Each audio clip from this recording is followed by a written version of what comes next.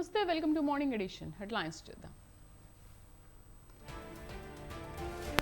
రాయ్బరేలీ నుంచి రాహుల్, అమేథీ నుంచి కిషోర్ లాల్ శర్మ జాబితా విడుదల చేసిన ఏఐసీసీ.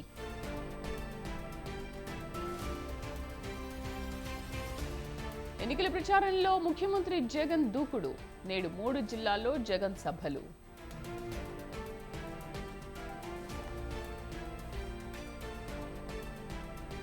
నేటి నుంచి మళ్లీ కేసీఆర్ ప్రచారం. రామగుండంలో గులాబీ బాస్ రోడ్ షో.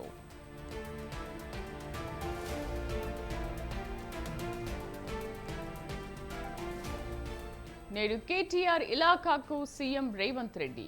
కాంగ్రెస్ జనజాతర సభకు భారీ ఏర్పాట్లు.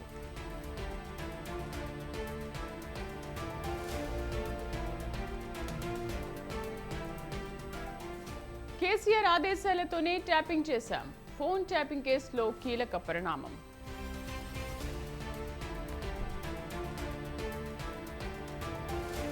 ఎట్టకేలకు ఫలించిన ఆపరేషన్ చిరుత. శంషాబాద్ ఎయిర్పోర్ట్లో చిరుతను బంధించిన అధికారులు.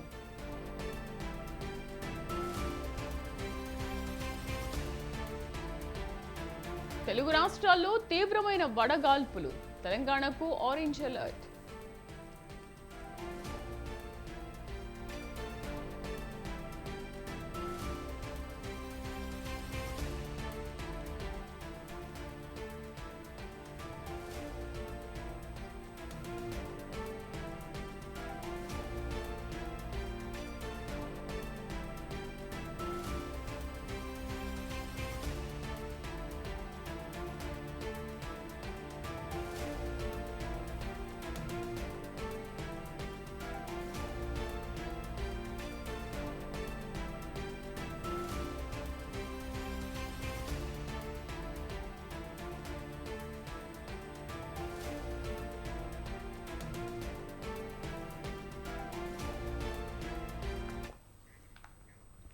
తెలంగాణలో సంచలనం సృష్టించిన ఫోన్ ట్యాపింగ్ కేసులో కీలక పరిణామం చోటు చేసుకుంది. టాస్క్ ఫోర్స్ మాజీ డీసీపీ రాధాకిషన్ రావు వాంగ్మూలంలో సంచలన విషయాలు బయటకొచ్చాయి.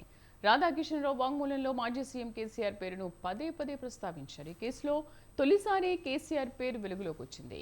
కేసీఆర్ కుటుంబ సభ్యులు పార్టీలో సన్నిహితుల వ్యవహారాలను చక్కబెట్టేందుకు తాము పనిచేశామని రాధాకిషన్ రావు చెప్పారు. ఫోన్ ట్యాపింగ్తో ప్రణీత్ రావు వెల్లడించే వివరాల ఆధారంగా రాజకీయ నేతలు వారికి ఆర్థికంగా సహాయం చేసే వారిని లొంగ తీసుకున్నామని వివరించారు.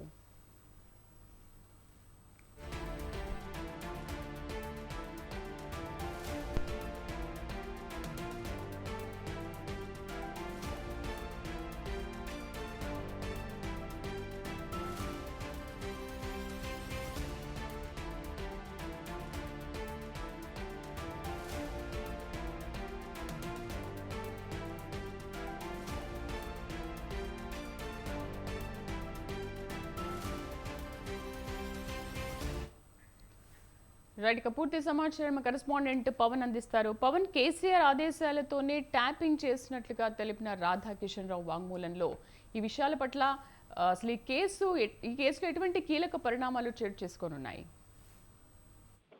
మొత్తానికి ఫోన్ ట్యాపింగ్ సంబంధించిన విషయంలో కన్ఫెషన్ స్టేట్మెంట్ లో మాజీ డీసీపీ టాస్క్ ఫోర్స్ సంబంధించిన రాధాకిషన్ రావు వాళ్ళు సార్లు కూడా కేసీఆర్ పేరు ప్రస్తావించారు. ముఖ్యంగా చూస్తే మాత్రము ఆ యొక్క వాంగ్మూలంలో మాజీ సీఎం కేసీఆర్ పలుసార్లు ప్రస్తావన తీస్తూ పూర్తిగా అప్పుడున్న అధికార పార్టీ టీఆర్ఎస్ కు పూర్తిగా తాను మద్దతు పలికాను. ఎందుకంటే సీఎం కేసీఆర్ సంబంధించిన విషయంలో చాలా కీలకంగా వ్యవహరించాను. అంతేకాకుండా కేసీఆర్ కుటుంబ సభ్యులు కావచ్చు, పార్టీలోని యొక్క సన్నిహితుల వ్యవహారాలను చెక్కపట్టేందుకు కూడా పూర్తిగా తాను పనిచేశానని, అంతేకాకుండా ప్రణీత్ రావు వెల్లడించే ప్రతి వివరాలను ఆధారంగా రాజకీయ నేతలకు సంబంధించి వారి ఆర్థికంగా ఏ విధంగా ఉన్నారో, అంతేకాకుండా భూ సెటిల్మెంట్లు కావచ్చు, ఇతర సెటిల్మెంట్లు ఏ విధంగా చేస్తారని మాత్రము ఫోన్ ట్యాపింగ్ ద్వారా పూర్తిగా నిఘా పెట్టానని చెప్పి కూడా కన్ఫెషన్ స్టేట్మెంట్ లో కూడా అతను ఇచ్చిన పరిస్థితి కూడా మనం చూస్తున్నాము. మొత్తానికి చూస్తే 2017లో ఎస్పీగా ప్రమోషన్ వచ్చింది. దాని తర్వాత టాస్క్ ఫోర్స్ డీసీపీగా నియమించడంలో మాజీ ఎస్ఐబి చీఫ్ ప్రభాకర్ రావు చాలా కీలకంగా వ్యవహరించారు. ఎందుకంటే బీఆర్ఎస్ పార్టీ కార్యకలాపాలన్నీ కూడా చక్కపెట్టేందుకు తనను ఏరికొని మరి టాస్క్ ఫోర్స్ డీసీపీగా నియమించారనేది మాత్రము ప్రధానంగా ఈ యొక్క స్టేట్మెంట్ లో కూడా అతను ఆ యొక్క పూర్తిగా ఒప్పుకోవడం కూడా జరిగింది. అయితే మొత్తానికి చూస్తే మాత్రము అధికార పార్టీకి సంబంధించిన విషయంలో చూస్తే ఎన్నికల సమయంలో పూర్తిగా నగదు రవాణాకు ఇప్పటికీ అరెస్ట్ అయిన ప్రణీత్ రావు సంబంధించిన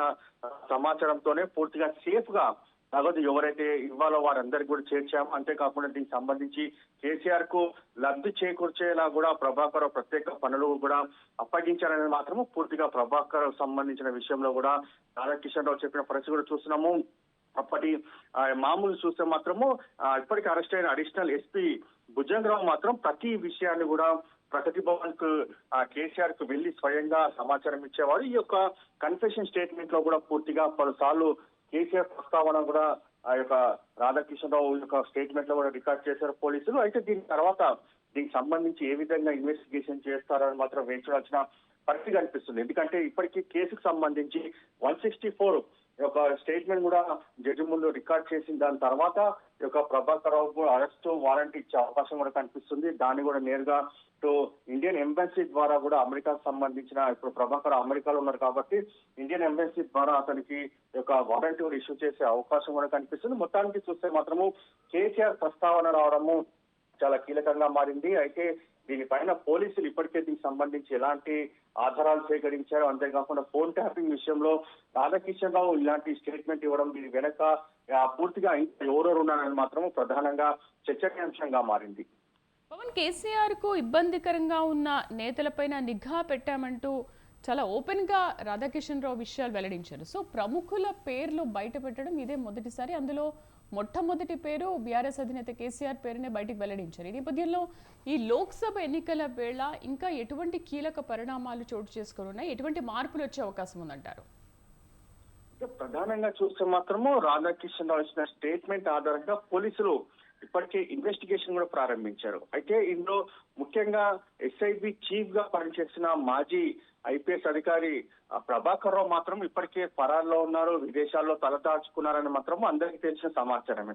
అయితే ప్రభాకర్ రావుని అరెస్ట్ చేసిన దాని తర్వాత అతని స్టేట్మెంట్ రికార్డు ఆధారంగా కేసీఆర్ కూడా తనకు ఎలాంటి సందేశాలు ఇచ్చారు, ఎలాంటి పనులు చెప్పారు అనేది మాత్రము పూర్తిగా ఆధారాలతో సహా దీనికి సంబంధించి ప్రభాకర్ రావు స్టేట్మెంట్ రికార్డ్ చేసిన దాని తర్వాత ఈ కేసుకు సంబంధించి ఇన్వెస్టిగేషన్ కూడా చాలా ముందుకు వెళ్లే అవకాశం ఉంటుంది. కాబట్టి దీనికి సంబంధించి ప్రభాకర్ రావును హైదరాబాద్ రప్పించిన దాని తర్వాత ఈ కేసుకు సంబంధించి పురోగతి ఉంటుందనేది మాత్రం ప్రధానంగా తెలుస్తున్న పరిస్థితి కనిపిస్తుంది. ఎందుకంటే ఇందులో ప్రధానంగా ఉన్న యొక్క ఎస్ఐబి చీఫ్ ప్రభాకర్ రావుతోనే పూర్తిగా అతను ఇచ్చిన ఆదేశాల మేరకు ప్రకారమే ఇదంతా కూడా ఫోన్ ట్యాపింగ్ వ్యవహారం నడిచిందనేది మాత్రం ప్రధానంగా తెలిసిన విషయమే. కాబట్టి ఇందులో మాజీ టాస్క్ ఫోర్స్ డీసీపీ రాధాకిషన్ రావు ఇచ్చిన స్టేట్మెంట్ ఆధారంగా కూడా కేసీఆర్ పేరు ప్రస్తావన రావడము, అంతేకాకుండా ప్రభాకర్ రావు చెప్పిన విషయాల ఆధారంగానే దీనికి సంబంధించి పూర్తిగా పనులు చేశాను, అంతేకాకుండా ఎలక్షన్ లో కూడా చాలా కీలకంగా వ్యవహరించారని మాత్రం ప్రధానంగా ఇప్పటికే దీనికి సంబంధించిన విషయాలు కూడా చెప్పిన పరిస్థితి గమనిస్తున్నాం. అయితే ఈ నేపథ్యంలో ప్రభాకర్ రావు హైదరాబాద్ తీసుకొచ్చేందుకు కూడా పోలీసులు ఇప్పటికే రెడ్ కార్నర్ నోటీసులు జారీ చేసేందుకు కూడా సిద్ధంగా ఉన్నట్టుగా తెలుస్తుంది. మొత్తానికి కేసుకు సంబంధించి ఇన్వెస్టిగేషన్ మాత్రము చాలా కీలకంగా జరుగుతుంది, చాలా రహస్యంగా జరుగుతుంది. కేవలం ఈ స్టేట్మెంట్ ఇచ్చి కూడా చాలా రోజులు అవుతుంది. కేవలం దీనికి సంబంధించి మాత్రం పోలీసులు ఈ విషయాన్ని చాలా రహస్యంగా ఉంచారు. అయితే దీనికి సంబంధించి ఒక విషయం కొద్దిసేపటి క్రితమే వెలుగులోకి వచ్చింది. Right Pawan, thank you.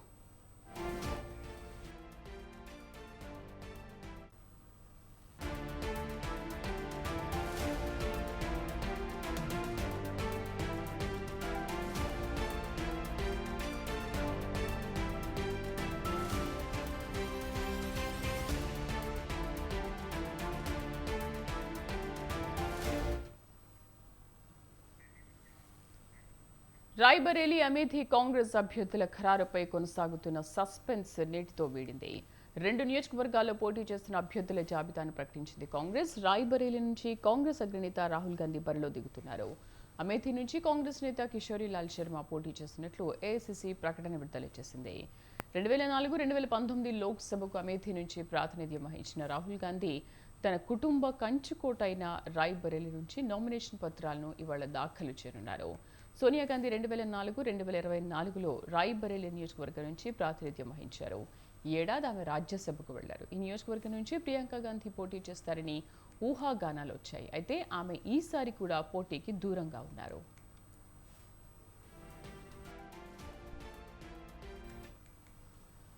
ఉత్తరప్రదేశ్లోని అమేథీ స్థానం నుంచి కాంగ్రెస్ నేత కిషోరీలాల్ శర్మ లోక్సభ ఎన్నికల నామినేషన్ దాఖలు చేయనున్నారు.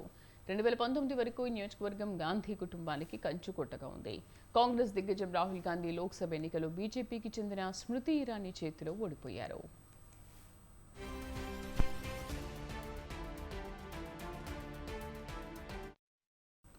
ఇక అమేథీ నుంచి పోటీ చేస్తున్న కిషోరీలాల్ శర్మ గాంధీ కుటుంబానికి అత్యంత సన్నిహితుడు. అమేథీలో మాజీ ప్రధాని రాజీవ్ గాంధీతో సన్నిహితంగా పనిచేశారు. రాయ్బరేలీలో సోనియా గాంధీ ప్రతినిధిగా కూడా ఉన్నారు.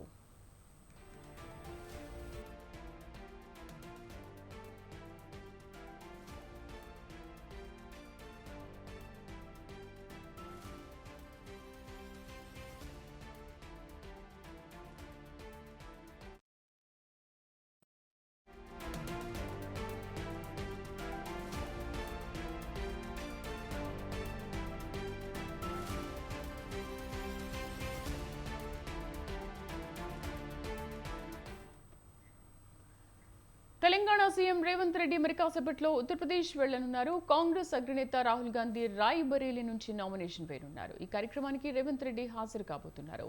కాసేపట్లో బేగంపేట్ ఎయిర్పోర్ట్ నుంచి ప్రత్యేక విమానంలో యూపీకి బయలుదేరి వెళ్తారు. రాహుల్ గాంధీ నామినేషన్ కార్యక్రమంలో పాల్గొన్న అనంతరం మధ్యాహ్నం తిరిగి హైదరాబాద్ చేరుకుంటారు రేవంత్.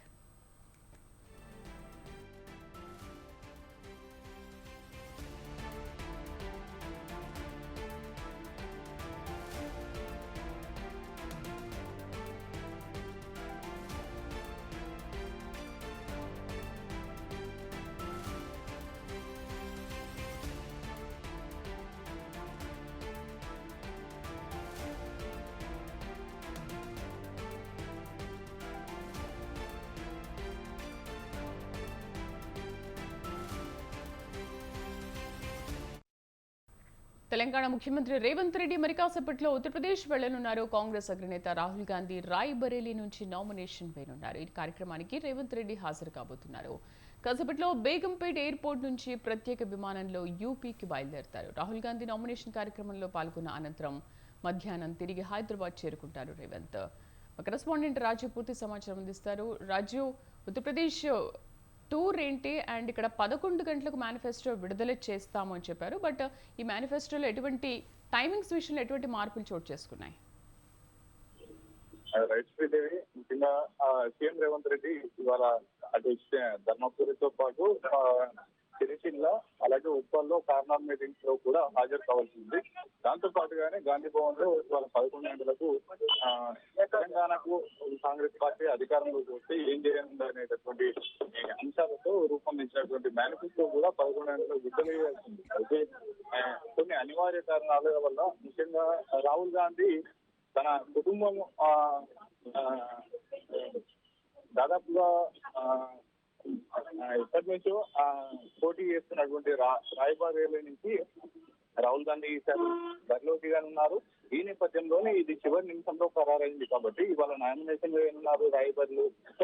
ఉత్తరప్రదేశ్ రాయ్బరేలీలో ఇవాళ రాహుల్ గాంధీ నామినేషన్ వేయనున్నారు. ఆ కార్యక్రమానికి సీఎం రేవంత్ రెడ్డి వెళ్ళనున్నారు. ఈ నేపథ్యంలో ఇవాళ ఉన్నటువంటి ముందుగా ఫిక్స్ అయినటువంటి షెడ్యూల్ అంతా రద్దు చేసుకొని రాహుల్ గాంధీ నామినేషన్ కార్యక్రమాల్లో పాల్గొనున్నారు. ఇవాళ మరికాసేపట్లోనే బేగంపేట విమానాశ్రయం నుంచి ప్రత్యేక విమానంలో ఇప్పటికే బేగంపేట విమానాశ్రయానికి ఏఐసిసి అధ్యక్షుడు మల్లికార్జున ఖర్గే చేరుకున్నారు.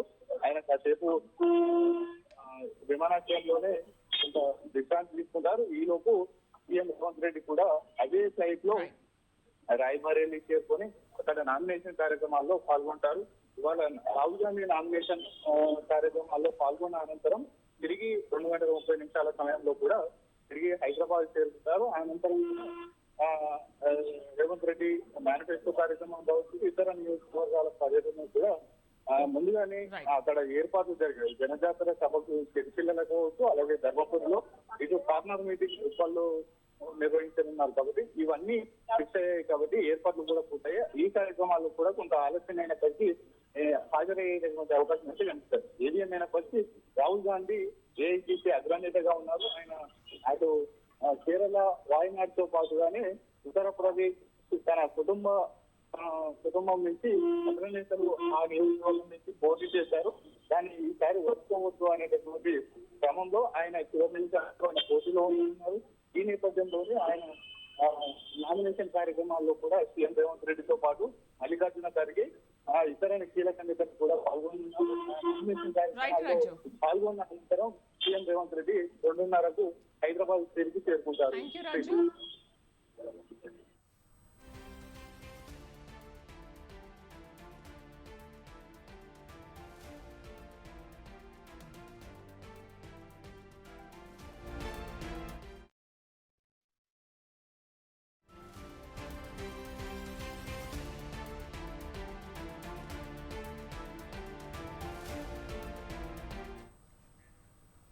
ఏపీ సీఎం జగన్ ఇవాళ నుంచి మళ్లీ ప్రచార బరిలోకి దిగనున్నారు. నిన్న ఒక్కరోజు బ్రేక్ తీసుకున్న తర్వాత జగన్ ఇవాళ మళ్లీ రాష్ట్రాన్ని చుట్టేనున్నారు.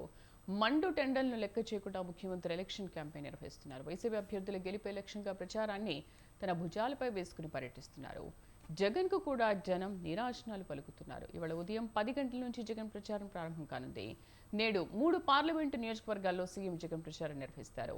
నర్సాపురం, నర్సరావుపేట, ఒంగోలులో సభలకు హాజరవుతారు. వైసీపీకి ఎందుకు ఓట్లు వేయాలో ప్రజలకు వివరించనున్నారు. ఉదయం 10 గంటలకు నర్సాపురంలో జరగనున్న సభలో ప్రసంగిస్తారు. అనంతరం మధ్యాహ్నం 12:30కి నర్సరావుపేటలోని పెదకూరపాడులో సభకు హాజరవుతారు. మధ్యాహ్నం 3 గంటలకు కనిగిరిలోని పామర్రు ప్రచార సభలో ప్రసంగిస్తారు జగన్.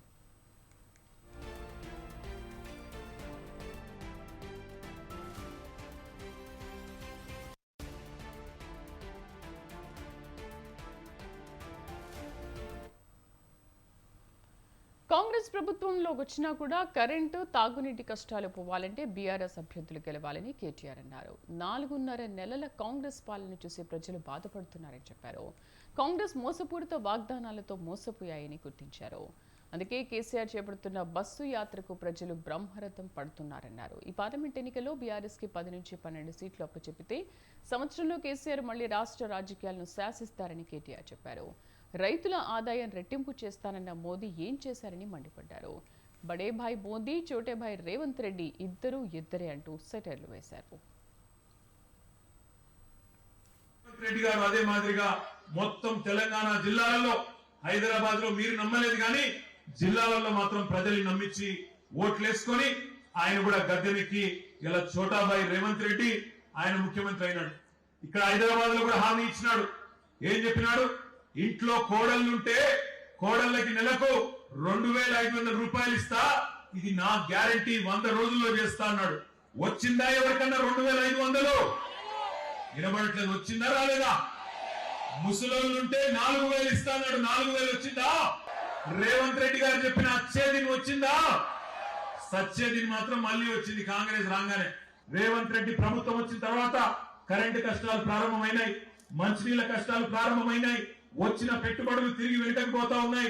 ఒక కంపెనీ మొన్ననే గుజరాత్ కి పోయింది. కష్టపడి మనం తెచ్చిన కంపెనీ కేన్స్ అనే కంపెనీ గుజరాత్ కు పోయింది.